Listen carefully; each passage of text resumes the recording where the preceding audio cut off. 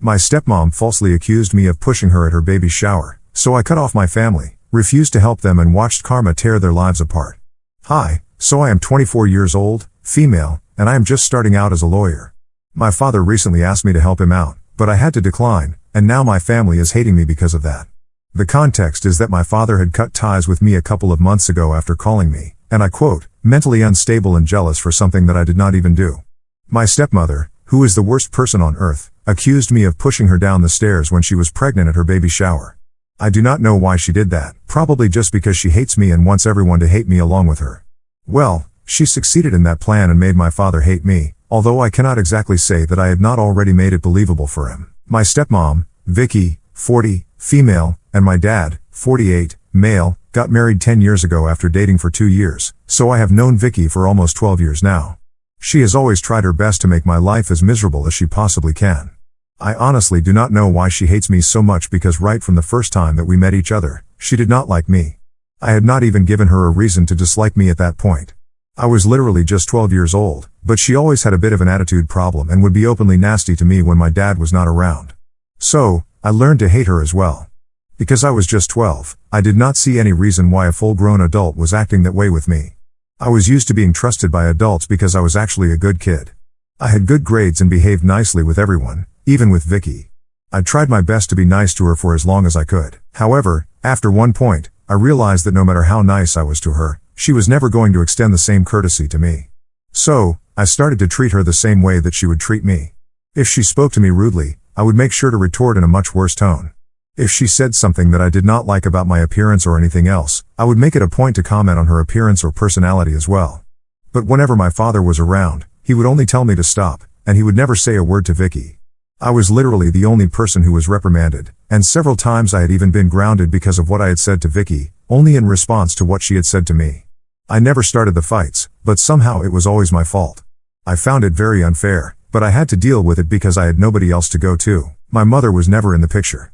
She had signed away her rights when I was little, and my father had been my only parent all my life. Even before Vicky had come along, he had a couple of girlfriends before her, but they had all been nice to me.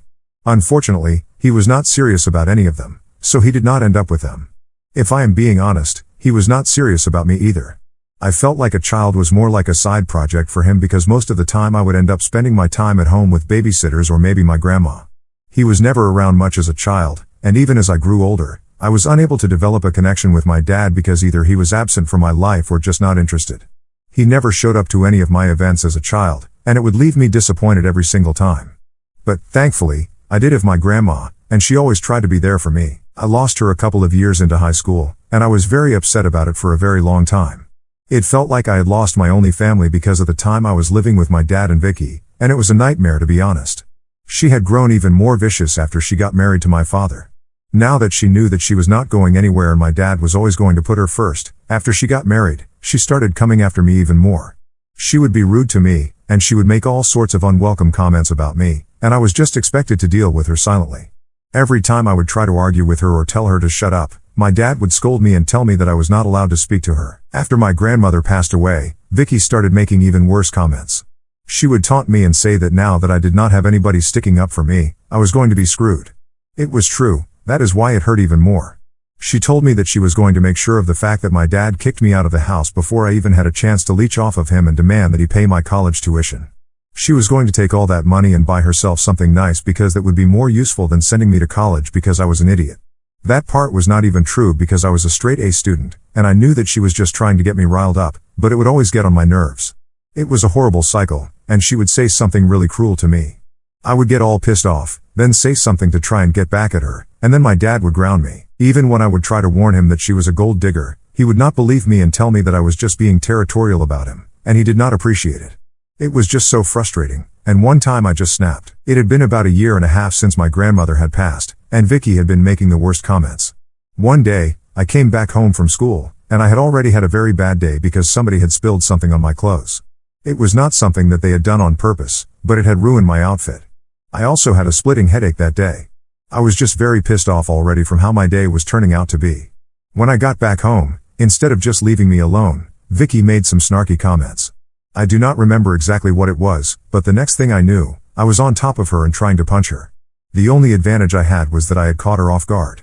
She had been completely blindsided, so I had been able to pounce on her and pin her to the ground. But once she realized what was happening, she turned the tables, and we got into a really bad physical fight. I will admit that was really psycho and stupid of me to initiate that fight, knowing that she was much bigger than me. I was very skinny at that point, and there was no way that I would have been able to tackle it all on my own. She managed to get me off of her, but I was still screaming my head off, so she pushed me into the room and locked me in there for hours. I was only let out of that room after my dad came back home from work, and she had not even bothered to call my dad to alert him earlier. He came back around the evening at his usual time, so I think I must have spent around 4 or 5 hours inside of the storeroom. It had just one window, and it was a really tiny, cramped room because of everything that was in there. I remember banging on the door periodically, begging her to let me out and promising her that I would not attack her again, not now and not ever. I am pretty claustrophobic, so that was a total nightmare for me, but she just ignored me, and I stayed inside there crying and begging her to let me out, but my pleas fell on deaf ears. After my dad came back home, they let me out, and both of them were pretty pissed. My dad even told me that he was going to have me sent away and threatened to report me to the authorities because of what I had done. I was miserable, and I had to beg them not to do anything of the sort and let me stay with them. I promised them that I would never do anything like this and that I would always be on my best behavior. Vicky was pretty pleased with herself, even though she was the one who got attacked, but at least this gave her an excuse to mistreat me. After that incident, I had to live up to my word, and I had to stay on my best behavior even when Vicky would make remarks about me and try to piss me off. I just had to shut up and deal with it because I knew that if I tried to talk to her, there would be serious consequences, and I was not ready for that. I also really wanted my dad to pay for me to go to college. I could not risk it because I did not have any other family who would do it for me.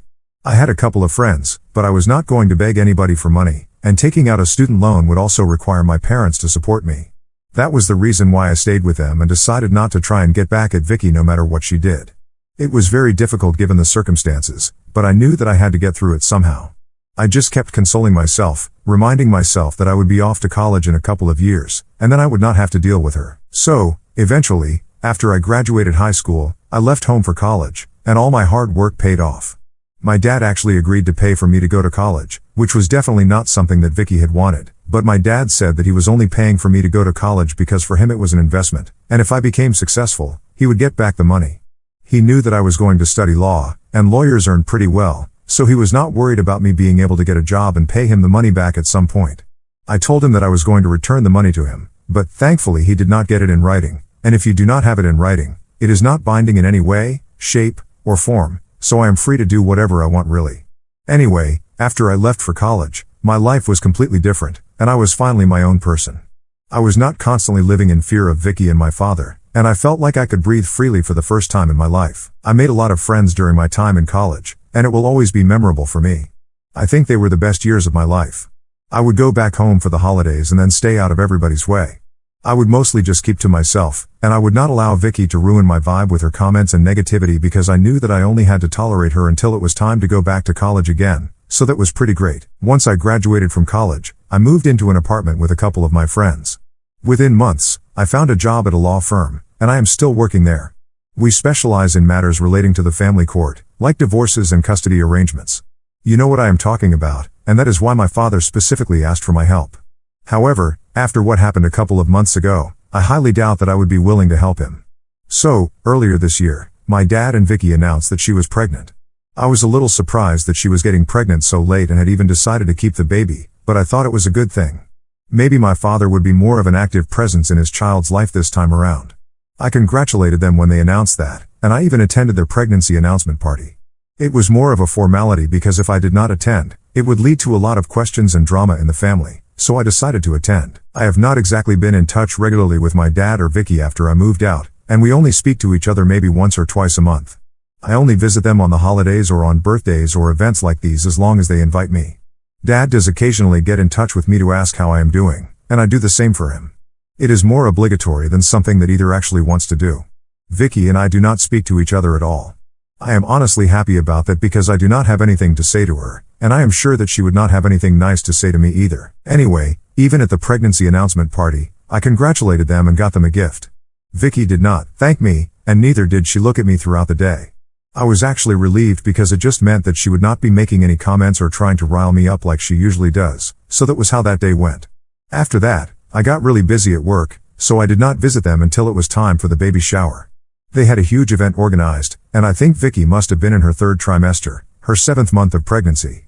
I am not sure exactly, but I remember that she was really big and was waddling everywhere. At the party, my dad was really busy socializing with the guests, so Vicky needed somebody to accompany her to the women's room at some point. I was the person sitting closest to her when she needed to go, so she asked me to walk with her. I was a little skeptical and asked her if she wanted me to get her mother or maybe her sister to accompany her, but she specifically told me that she wanted me, and I was not going to say no to a pregnant woman, so I agreed. I did not think much of it and walked with her to the women's room. After she was done, she was coming out when she tripped on the stairs that led to the floor. The women's room had a tiny little staircase with 5 steps leading up to the door, and that is where she tripped and almost fell, but I intervened just in time and prevented her from falling. I thought that she was going to thank me, but instead of that, she started screaming at me and asked me if I was crazy. I knew that she was doing this on purpose because I was standing in front of her, and there was no way that I could have pushed her or caused her to trip even if I had wanted to, and the look on her face told me that she was doing this on purpose. She was screaming at me to draw attention to us. It worked. Everybody started looking at us in no time, and then my dad rushed over to her side. He asked her what was going on and why she was screaming at me. Instead of telling him the truth that she was walking down the stairs, tripped, and I saved her, she distorted the story and told him loud enough for everybody in the room to hear that I had pushed her down the stairs. I could not even believe that this was happening, and I tried to defend myself and told him that I had done nothing of the sort. I told him that he could check the security footage if he did not believe me, but unfortunately, that area was a blind spot, and there was no proof, so it was just her word against mine, and I already knew that I was screwed because if it came down to it, I knew that my dad would always pick Vicky over me. So, he chose to believe her, and he started yelling at me as well. He called me psychotic and told me that he should have kicked me out the day that I tried to attack her. He said that he never should have let me stay with him because he should have guessed I was mentally unstable. He even accused me of being jealous of Vicky because she was everything that I could never be since she was successful and beautiful and just overall better than me. He said that I was always just trying to turn him against her out of nothing but pure jealousy. He called me a total psycho and told me that he did not want to see me lurking around anymore, so I needed to get out before he called the cops. Everybody else at the party was also giving me really weird looks, and it seemed like everybody was against me at that point, so instead of trying to argue, I just accepted my fate and left. I was already very humiliated, and I did not want to draw that matter out by trying to fight with my dad. I knew there was no point in talking to him, and he had already said a lot of things I did not want to hear more of, so I left, and since then I have not been in touch with my father. I blocked him, and I have been trying to move on with my life. As a matter of fact, I have not been in touch with anybody else from my family either because I know exactly what they think of me now.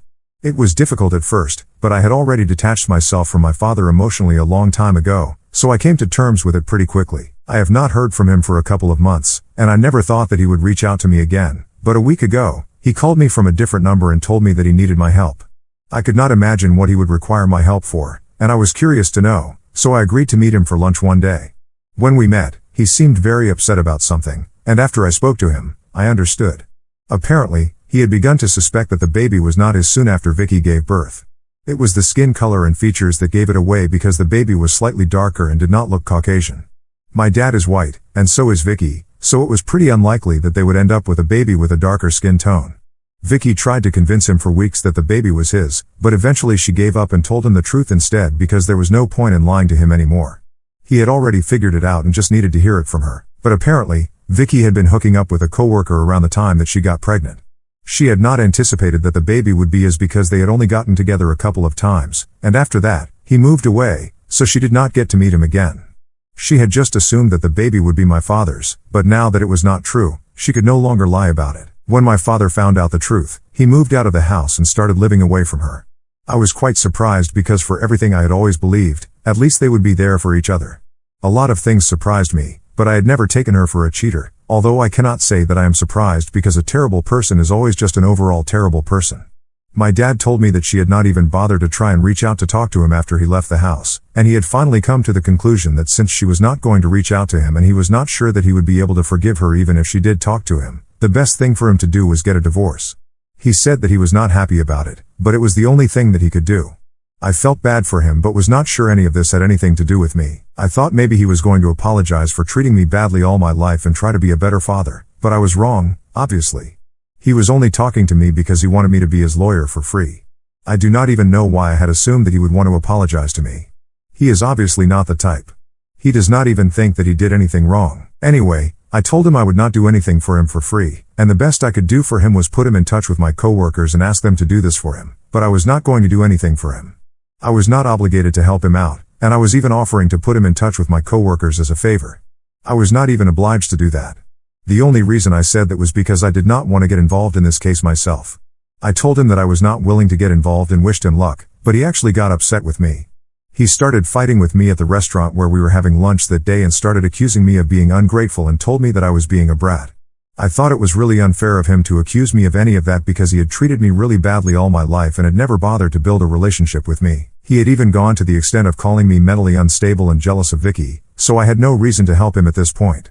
The only reason he approached me was because he thought I was going to do something for him for free.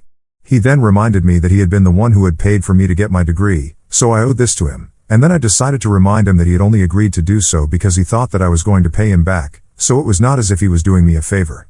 He literally demanded that I help him out, but I just laughed in his face and walked out of the restaurant. Since then, he and my family have been relentlessly trying to get me to talk to him and keep trying to guilt trip me and manipulate me into helping him out. I do not even understand what to do right now. Am I the asshole for refusing to help my father for free after he cut me off and chose to believe my stepmom instead? Hey, so I have decided to cut my father off and also block all my relatives. It was getting way too toxic for me, and they were constantly trying to pressure me into agreeing to help my father out.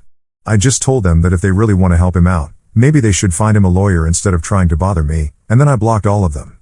I had only let them have access to me so far because they had not exactly done anything wrong to me, or so I believed, but not standing up for me even when I was a child was wrong enough. Everybody let me get bullied and said nothing for ages, but now that my father is getting screwed over, everybody has something to say about it, and they want to defend him. Double standards on another level altogether, but anyway, that is none of my business now, and I just do not care about any of this. I want to continue working peacefully, and I just hope that they stay out of my life now. I heard from my cousin, who I am still on good terms with, that my father has initiated a divorce, and he is going with one of the top divorce lawyers in the country. I know it is going to be expensive, so I cannot even understand why he would want to get it done for free. He has the money, he was just not willing to spend it and thought that if he could get my services for free, there would be nothing better than that. He did not even apologize for anything, and he thought I would just let him walk all over me. Well, I earn my own money now, and I do not depend on him for anything, so I am not going to be a doormat for him. Honestly, I am kind of glad that this is happening to him and Vicky because after the way that they have been treating me my entire life, they totally deserve it. In fact, I'm going to say it, they totally deserve each other as well. They are a match made in heaven. Well, from what I have just heard, apparently the divorce is not happening anymore. My dad initiated a divorce about 2 weeks ago, and suddenly my cousin just reached out to me to let me know that they have decided to work on their marriage and try to get through this. They have canceled the divorce proceedings and are looking for a marriage counselor. I could not even stop laughing when I heard that because, oh my God, that is so ridiculous. I cannot imagine a self-respecting man who would stay with a woman like that, but I guess my dad does not really have any self-respect. I am just really happy that my cousin is on my side because otherwise I would not be getting any of the tea from my family. Apparently, I am one of their favorite topics because they constantly keep talking about how ungrateful I am and how I did my father dirty. Nobody deserves a daughter like me, at least not somebody like my father. I agree with them, they certainly do not deserve somebody like me. So, it has been almost a year since I last spoke to my father, and I have not had any interaction with him since then. From what I know, they have moved away and are raising their son with the help of Vicky and her family. They have relocated to Missouri to have a fresh start, and I am really happy because this just means that they are far away from me. I recently received my first promotion, and my life is going pretty well. I have not been in touch with anybody from my family except for my cousin. I started dating one of my coworkers, and things are going to develop with him. It has been 6 months, and I feel like we are meant to be already. We have had a discussion about this, and he also feels the same way towards me, so I know that this is not one-sided.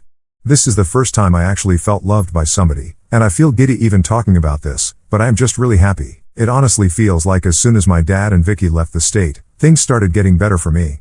My career is going great, I have a steady boyfriend, and I have friends who love me. Maybe I do not have a family, but my cousin is enough for me. Honestly, I am doing really well, and that is all I have to say. It just goes to show how sometimes people you do not even know care more about you than your own family.